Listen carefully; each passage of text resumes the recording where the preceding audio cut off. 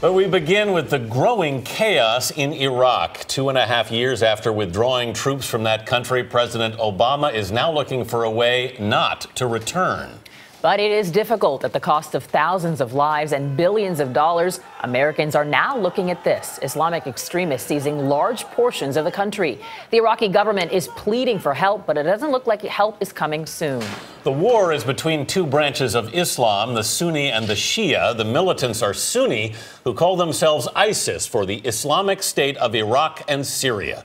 So far, they have taken huge swaths of both of those countries, and they're now eyeing the crown jewel, Baghdad. Clarissa Ward begins our coverage there. Clarissa?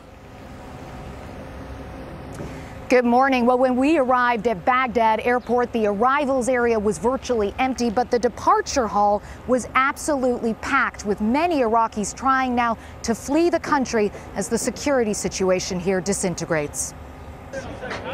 On the streets of Baghdad this morning, Shiite men continue to flock to recruiting centers to sign up to fight in what is becoming a sectarian civil war.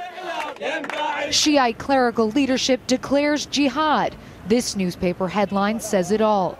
Yesterday, the country's top Shiite cleric, Ayatollah Sistani, said it was a religious duty for Shiites to protect their holy shrines from the Sunni extremists of ISIS, who have already captured 2 of Iraq's major cities and are threatening to take Baghdad.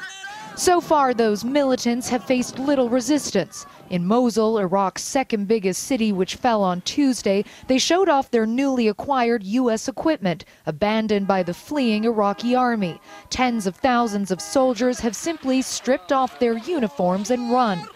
This man claimed he was one of a unit that did try to fight. "I cannot understand how all these soldiers gave up so quickly," he said. "A battalion is supposed to at least resist for a few days." But by yesterday evening, ISIS was fighting government forces just 60 miles outside of the capital. In a statement, they announced that they are implementing strict Islamic Sharia law. Women must stay at home, cigarettes and alcohol are banned, and the hands of thieves will be cut off.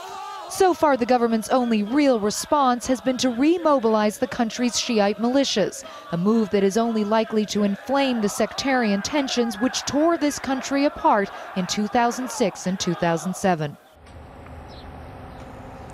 The big question now is whether Iraq will completely break apart in a sectarian civil war that could engulf the entire region. Anthony?